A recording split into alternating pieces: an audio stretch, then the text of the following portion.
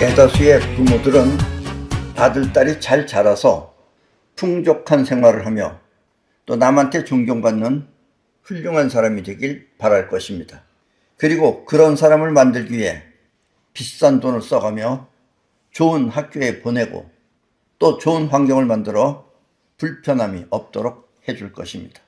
어렸을 때부터 잘못되면 어떡하나 하는 노파심에 마음 조여 키웠더니 그 자식이 성인이 되어 그런 부모의 마음은 아랑곳하지 않고 부모의 말을 거역하며 혼자 고집을 피우면 그때부터 부모의 심정은 하늘이 무너져 내리는 것 같이 암담할 것입니다. 부모의 보살핌이 없이 혼자 자란 자식보다 기대하고 키운 자식은 그 기대가 크면 클수록 실망 또한 매우 큰 것입니다. 자식은 이렇게 부모가 원하는 대로 만들어지는 것이 아닙니다. 옛날에 어떤 아버지는 훌륭한 아들을 낳기 위해 여기저기 닥치는 대로 많은 자식을 만들었습니다. 자기 자신이 어렸을 때부터 남에게 팔려가 그것으로부터 독립을 하기 위해 고생하며 자라왔기 때문에 본인보다 더 훌륭하고 똑똑한 자식을 만들어 성공하길 바랐던 것입니다. 그러나 자식들은 자기처럼 생각과 판단이 깊어 보이지 않았습니다. 결국 그 아버지는 못마땅하지만 어쩔 수 없이 이 평범한 가운데 머리가 좀 좋은 그런 아들한테 자신의 모든 것을 물려줬습니다.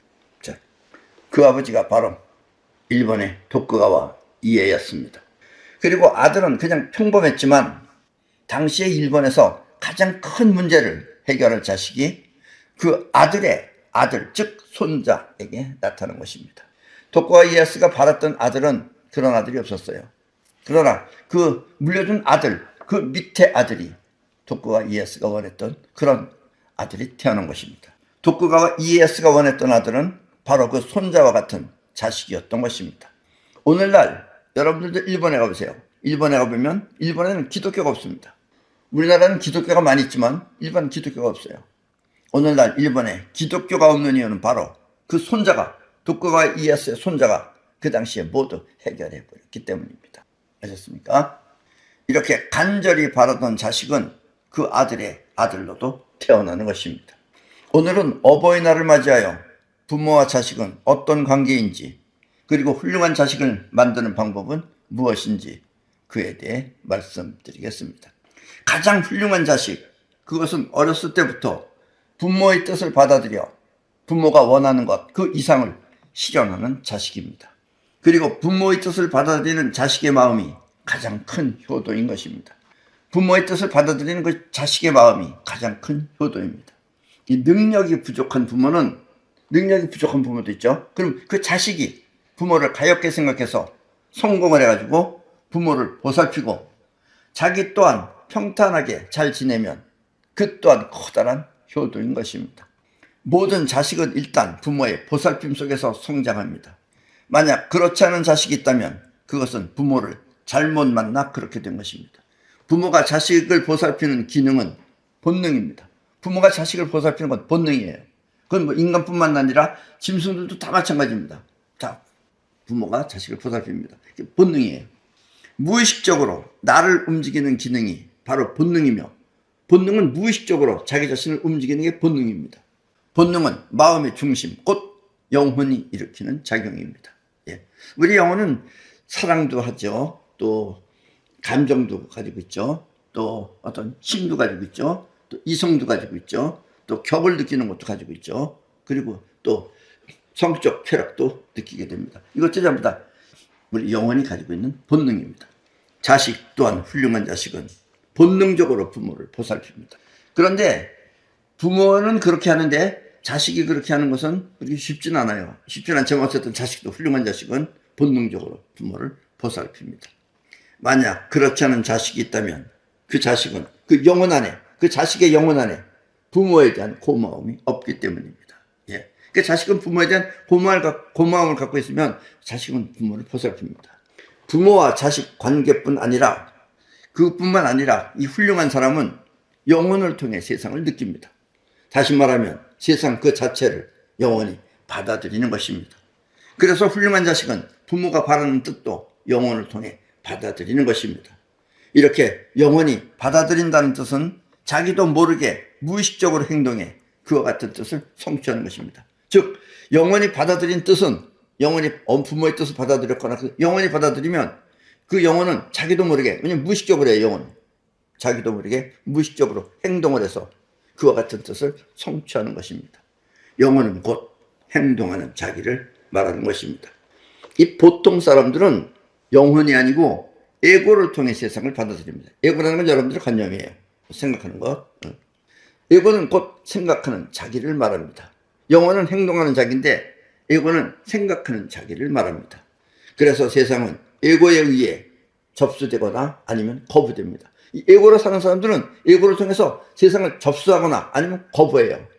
부모의 뜻 또한 자기 생각과 다르면 거부하는 것입니다. 그러니까 에고는 자기 생각이 있기 때문에 생각을 통해서 좋으면 받아들이고 싫으면 거부한다, 이런 얘기예요. 그러면 그 자식은 부모가 베푸는 사랑을 거부해 부모의 가슴에 하늘이 무너져 내리는 것 같은 실망감을 주는 것입니다. 아셨습니까? 아주 오랜 옛날에 어느 고을에 아들이 하나 태어났습니다. 그 아들은 별 탈 없이 무럭무럭 잘 자라서 3살이 되었습니다. 그때 부모들은 아들이 태어나서 잘 자라게 해준 이 세상에 대한 고마움과 또 계속해서 잘 크길 바라는 마음으로 소박하나마 마을 사람들을 초청하여 조그만 잔치를 베풀었습니다. 자기 아들이 잘 자라고 또 앞으로도 잘 크길 바라는 의미에서 사람들을 불러다가 잔치를 한 거예요. 그 부모가 아들이 태어나 잘 자라게 해준 이 세상에 대한 보답으로 말입니다. 그러니까 그 사람은 세상에 그렇게 아들을 낳게 해주고 자라게 해준 것에 대한 고마움을 보답한다는 의미에서 사람들을 초청해서, 마을 사람들을 초청해서 자기 나름대로 조그마한 잔치를 벌린 것입니다. 그날, 그 잔치하는 날 지나가던 스님 또한 초대하여 식사 대접을 했습니다. 그때 스님은 아들을 보더니, 3살짜리 아들을 보더니 이 아이는 나중에 반드시 장원급제하여 나란 일을 볼 사람입니다 라고 말해 주었습니다. 예. 그러니까 나름대로 스님은 이 애는 나중에 틀림없이 장원급제를 해서 나란 일을 돌볼 사람이다 라고 말해줬어요, 부모한테. 스님의 말을 듣고 부모들은 그날부터 아들을 장원급제한 선비 대하듯 하였습니다. 3살짜리인데 이제 어차피 얘는 장원급제를 하니까 장원급제한 선비를 대하듯이 해줬습니다. 항상 장원급제한 선비 대하듯 깍듯이 한 것입니다. 부모지만 그래도 장원급제한 선비처럼 그렇게 깍듯이 대해줬어요. 말투도 그렇고 행동도 그렇고 말투부터 모든 행동을 그렇게 했습니다. 아들은 또 부모가 자꾸 그렇게 장원급제한 것처럼 대해주니까 아들 또한 장원급제한 선비처럼 공부를 하더니, 그러니까 장원급제한 선비처럼 공부를 하더니 드디어 18살이 되었을 때 진짜 장원급제를 한 것입니다. 예. 그 아들이 결국은 장원급제 했어요. 부모는 너무 좋아 어쩔 줄 몰라 했으며 그 스님이 고마워서 스님을 찾아가 인사라도 하고 싶었습니다. 그때 그 초대해서 밥 먹여준 그 스님을 찾고 싶었던 거예요.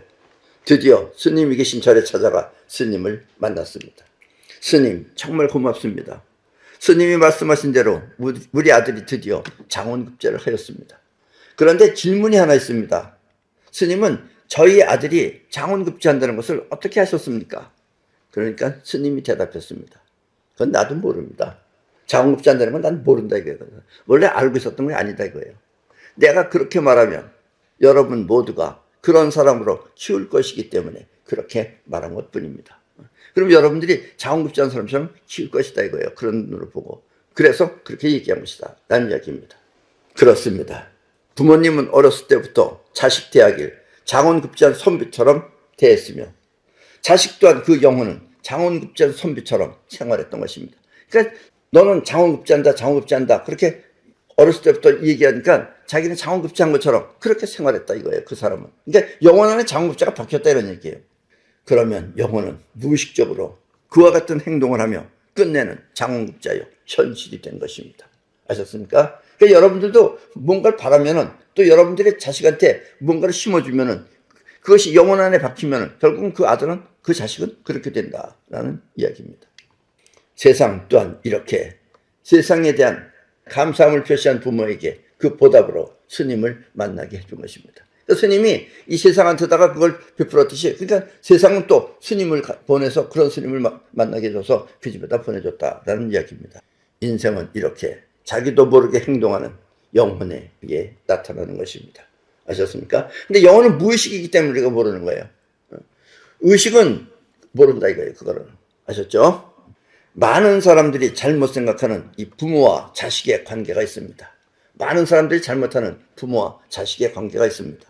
물론 자식은 부모가 만들었지만 그렇다고 그 자식이 부모에 종속된 것은 아닙니다. 엄밀하게 말하면 부모와 자식은 서로 다른 객체인 것입니다. 그런데 이제 부모들은 서로 다른 객체라고 생각 안 하고 내가 난 내 새끼라고만 생각하죠. 서로 다른 객체인 것입니다. 그래서 부모는 자식을 사랑하고 보살피되 애착을 갖고 매달려서는 안 되는 것입니다. 자기한테 속해 있는 애가 아니야. 얼굴 보면 너 따로 나 따릅니다, 사실은. 아셨습니까? 이렇게 너 따로 나 따르는데 그런 파동만 가지고 있다고 생각하셔야 돼요. 이와 같이 부모와 자식의 관계를 확실하게 알면 그때부터 자식의 교육은 달라지는 것입니다. 애착을 갖지 않고 자식을 보면 교육이 달라진다는 이야기입니다. 인생을 배우려면 세상살이를 알아야 합니다. 너무 좋은 환경 속에서만 자라면, 그 어린애가 너무 좋은 환경 속에서만 자라면 그 환경이 왜 좋은지 그걸 몰라요. 모르고 또 그에 대한 고마움 또한 모르는 것입니다. 그냥 그게 세상인 줄 알고 그게 고맙다는 걸 못 느낀다 이거예요. 그러니까 말을 안 듣는다라는 이야기입니다. 살던 경험은 예고가 되어, 여러분들이 살던 경험을 전부 다 예고로 받아들이죠. 관념이 받아들여서 세상 모두가 그런 줄 알고 있는 것입니다. 그러니까 그렇게 자란 애들은 그게 전부 다 이 세상이 전부처럼 생각한다 이런 얘기예요. 그 나머지는 모른다 이런 얘기예요. 그러니까 고마움도 모르고 또 그것에 대한 부모에 대한 그 부모가 그렇게 해준 것에 대한 감사함도 모른다라는 이야기입니다. 항상 배부르게 잘 먹던 사람은 변변치 못한 식사를 맛있게 먹을 수가 없습니다. 배가 고파봐야 변변치 못한 식사 또한 맛있게 먹는 것입니다. 배고프면 맛있게 먹어요. 그래서 옛날에 우리나라 그 임진왜란 때 그 당시에 왕이 어디 피난을 갔죠. 피난을 갔을 때 그 생선의 이름이 묵입니다. 묵인데 평상시에는 안 먹는 거예요. 묵이라 그래서. 먹지도 않게. 이제 왕이 이제 피난 다니면서 이제 배가 고프니까 그걸 먹으니까 무진장 맛있었던 거예요. 그래서 그 묵을 왕이 뭐라고 불렀어요? 은어입니다. 은어. 그게 은어. 그 은어예요. 그 맛있게 먹다가 다시 이제 임진왜란 끝나고 이제 궁에 들어갔어. 다시 먹어보니까 어때? 맛이 없죠. 그래서 임금이 뭐라고 했어요? 도루묵이라 그래라. 그게 도루묵입니다. 아셨습니까? 자, 그래서 훌륭한 교육은 반드시 고생을 통해서 세상을 고맙게 느끼도록 해야 합니다. 고생을 통해야지만이 세상을 고맙다라고 느낀다라는 이야기입니다. 부모와 자식이 서로 다른 객체라는 것을 알면 이와 같은 교육을 시킬 수 있는 것입니다. 객체라고 하는 것을 모르면 어떻게 고생시키느냐고 못하는데 그 객체라는 것을 알면 그렇게 시킬 수 있다라는 이야기입니다. 무의식적으로 나를 움직이는 것은 영혼입니다. 그리고 일반인들은 이걸 잘 모르는 거예요. 그러나 여러분들은 무의식적으로 움직이는 걸 잘 아셔야 됩니다. 무의식적으로 나를 움직이는 것은 영혼입니다. 생각은 의식을 통해 하지만 이 생각이라고 하는 것은 의식을 통해서 하는 거예요. 통해서 하지만 그렇다고 생각이 나를 움직이는 것은 아닙니다. 생각한 대로 여러분들은 안 되잖아요. 안 되는 게 왜냐면 행동하는 나가 아니기 때문에 그래요. 아무리 힘들고 괴로워도 해야 한다는 생각이 들고 또 해낼 수 있는 것은 영혼입니다. 이 괴로울 때 해야지 하는 사람이 있고 그냥 주저앉는 사람이 있어요. 주저앉는 사람은 거기서 이제 뭐 하다못해 심하면 죽을 수 있다 이런 얘기죠. 그러나 이까짓 것 하고서 일어나는 것이 영혼이다 이런 얘기예요. 그래서 아무리 힘들고 괴로워도 해야 한다는 생각이 들고 해야 한다는 생각이 들면 이 사람은 영혼이 움직이는 거죠. 생각이 들고 또 해낼 수 있는 것은 영혼입니다. 생각이 영혼을 움직이지 못하면 그 생각은 단지 망상에 불과한 것입니다. 그냥 생각만 하는 것은 망상이다라는 이야기입니다. 그래서 영혼은 환경 따라 움직이는 것입니다. 환경이 변하면 영혼이 이렇게 된다 저렇게 된다고 움직인다는 얘기예요. 그 중에 이제 나쁜 환경을 극복하려고 하는 것이 영혼인데 그냥 영혼이 받아들이면 그 나쁜 걸 그냥 받아들이고 아무것도 안 하면 거기서 그 사람은 나태된다는 이야기입니다. 그래서 영혼은 환경 따라 움직이는 것입니다. 영혼이 직접 현실을 느껴야만 움직여진다는 뜻입니다. 영혼이 직접 현실을 느껴야지. 괴롭다 이런 걸 느껴야지 움직여진다는 뜻입니다. 생각으로는 안 움직여져요. 영혼이 그런 환경을, 현실을 대하면 느껴진다는 얘기입니다. 바꿔 말하면 해야만 하는 현실 속에 있어야 하는 것입니다. 해야만 하는 현실 속에 있어야지, 안 하면 안 되는 그런 현실 속에 있어야지 하는 것이다 라는 이야기예요. 우리는 그런 얘기 많죠. 여러분들 그 화토에 보면 비광이라고 있어요. 비광도 그게 실제로 있었던 일입니다. 옛날에 어떤 일본에 글씨 잘 쓰는, 결국은 명필이죠, 그 사람이. 명필이었지만 그 당시엔 명필이 아니에요. 근데 이제 글씨를 열심히 잘 쓰는데 아무리 봐도 글이 더 이상 안 나는 거예요. 그래서 이제 때려쳐야지 생각하면서 그날 비 오는 날이었어요. 그리고서 이제 내과에 이렇게 갔더니 개구리 한 마리가 막 뛰는 겁니다. 왜냐면 개구리가 곧 물에 빠져 죽게 생긴 거예요. 그러니까 개구리가 그 위에 나뭇가지가 이렇게 내려쳐져 있었는데 거기에 뛰어 올라가려고 하는 거예요. 뛰어 올라가는데 또 떨어지고, 뛰어 올라가는데 또 떨어지고, 뛰어 올라가는데 또 떨어지고. 근데 점점 물은 불어나고. 그러더니 드디어 개구리가 어느 순간에 탁 뛰어서 거기 올라갔어요. 이 친구가 그걸 딱 보고 내가, 그러니까 그 사람이 이제 그 생각이죠. 내 생각이 잘못됐구나. 더 끝까지 해야 된다. 이래서 그 사람이 끝까지 해서 일본의 아마 3대 그 사람이 명필입니다. 그런 것과 같은 것이다 라는 이야기입니다. 영혼이 직접 현실을 느껴야만 움직여진다. 또 해야만 하는 현실 속에 있어야 영혼은 움직여지는 것입니다. 훌륭한 부모는 이와 같은 현실을 냉정히 바라보며 자식이 그렇게 하도록 기다리는 것입니다.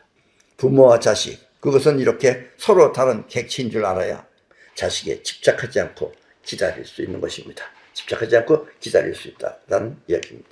자, 만약 여러분들이 세계적인 훌륭한 자식을 갖고 싶으면, 여러분들이 정말 우리 자식은 역사적인 자식, 훌륭한 자식을 갖고 싶으면 반드시 어머니가 사이퍼를 해야만 합니다. 이 사이퍼라는 것은 영혼이 간절히 바라면 그와 같은 파장의 자식을 끌어오는 것입니다. 그 부모가 원하는 자식을 끌어오는 거예요. 옛날 어머니들이, 우리나라도 옛날에 어머니들이 그랬어요. 어머니들이 훌륭한 자식을 갖게 해달라고 빌었던 기도가 바로 이것입니다. 그 당시엔 기도라고 그랬어요. 그것인데 이것이 사이퍼입니다, 결국은. 그 대신 사이퍼는 정확히 알고 정확한 요점을 갖고 하는 거죠. 그렇다고 아버지는 안 된다는 뜻이 아닙니다. 근데 어머니가 주로 해야 돼요. 왜냐? 여자는 그 자체가, 여자라는 자체가 끌어오는 힘이 강하기 때문에 그와 같은 자식을 쉽게 불러들일 수 있다라는 이야기입니다. 아버지가 안 된다는 건 아니에요. 아버지는 안 된다는 건 아니에요. 근데 여자 자체가 끌어오는 힘이 강해서 그와 같은 자식을 불러오기 쉽다는 뜻입니다. 도쿠가와 이에스가 당대에 그와 같은 자식을 만나지 못한 것은 이 때문입니다. 그 대신 그 다음번에 태어났죠, 걔는. 그러나 당대에는 못 태어난 것이, 남자는 일단 뻗어나가기 때문에 밀어내고 시작을 해요. 근데 여자는 끌어옵니다. 그래서 엄마가 반드시 이 사이퍼를 해야 된다는 이야기입니다. 이 사이퍼라고 하는 것은 원하는 자식의 모습을 간절하게 기리며, 그러니까 어느 정도 체형도 본인이 생각하는 거예요. 그리고 이런 자식이 태어났으면 좋겠다. 어떤 자식이 뭐 세상을 뭐 제패하는 자식이라든가, 뭐 어떤 자식이 공부를 잘하는 자식이라든가, 아니면 돈을 잘 버는 자식이라든가, 부자가 되는 자식이라든가, 이런 걸 그리면서 그와 같은 자식이 내 몸에 들어온다고 생각하고 손으로 이렇게 끌어오면 되는 것입니다. 그런 생각을 손으로 끌어와야 돼요. 이렇게 끌어와도 되고, 뭐 이렇게 해도 되고, 끌어와야 됩니다. 얼마 동안 끌어오느냐? 한 번 해가지고 되느냐? 아닙니다. 한 번 해가지고 되지 않습니다. 영혼은 한 번에 움직이질 않아요. 매일 밤, 아니면 매일 낮, 틈틈이 이와 같은 손놀림을 통해서 최소한 100일 이상을 계속하면 원하는 자식이 태어날 것입니다. 그리고 이것은 하늘이 내린 천성에 의해 태어나는 것입니다. 이렇게 되는 건 하늘의 천성을 갖고선 태어나는 거예요. 자기가 원하는 것이 천성이 맞춰지는 겁니다. 자, 천성. 여기서 천성은 지구 주변의 천체를 말하는 것이며, 지구 주변에 있는 천체예요. 물론 이 세상은 저거보다 더 많은 별이 있죠. 더 많은 별은 너무나 멀어서 작용이 안 일어나요. 그러니까 바로 우리 지구 근처에 있는 별, 저런 별들을 말하며, 원하는 자식은 그와 같은 천체의 힘에 의해 태어나는 것입니다. 이런 별들의 작용이 우리 몸에 태어나게끔 만든다라는 이야기입니다. 이게 천체예요. 천성이에요. 쉽게 말하면 하늘이 내린 자식인 것입니다. 아셨습니까? 이 갓 결혼한 세대한테 이와 같은 사이퍼를 말하면, 야, 이렇게 해서 훌륭한 자식을 만들어봐라, 이렇게 말하면 별로 콧방귀도 안 껴요. 그런 게 있다. 이러다가 하고 대수롭지 않게 듣다가 그 자식이 이제 좀 커가지고 청소년이 되어 골치를 썩이면, 그러면 그때 내가 왜 사이퍼를 안 했나 하면서 후회하는 부모 또한 많다는 것을 잊지 마십시오. 그래서 뭐 처음에는 이런 걸 잘 모르기 때문에 이런 걸 감히 생각을 안 합니다. 그러나 이렇게 해서 낳는 자식은 여러분들이 스스로 원했던 자식을 태어나게 할 수 있다는 이야기입니다. 자신이 원하는 세상을 더욱 크게 발전시킬 수 있는 자손, 자식이죠. 자식들의 자손. 그것은 이렇게 사이퍼를 통해 태어나는 것입니다. 그리고 부모와 자식은 서로 비슷한 파장의 인연을 통해 만나는 것입니다. 부모하고 자식은 일단 비슷한 파장의 세계에서 이루어지는 겁니다. 결국 부모와 자식이라는 관계는 잘못되어도 내 복, 잘못된 건 어떻게 내 복이에요. 그런 자식이 태어나는 것도 자기 복입니다. 내 복, 또 잘되면 행운, 이렇게 하나처럼 움직이는 것입니다. 아셨습니까? 너무 이것저것만 생각할 필요 없어요. 왜냐면 이런 일이 저런 일이 생기는 게, 예를 들면 자석을 조금 멀리 떨어뜨리면 다른 자석은 서로 끌어당기고 같은 자석은 밀어내고 이런 것도 같은 것입니다라는 얘기입니다. 그러니까 밀어내는 자식은 그것도 일종의 복이다, 이런 얘기예요. 그리고 팍 끌어당기는 것도 행운이지만 이것도 역시 내 복이라고 생각하셔야 된다라는 얘기입니다. 그리고 이것은 서로 부모와 자식은 하나처럼 움직이는 그런 파장의 세계이기 때문에 그렇다라는 이야기입니다. 아셨죠? 예. 그럼 오늘 강의는 이것으로 모두 마치겠습니다.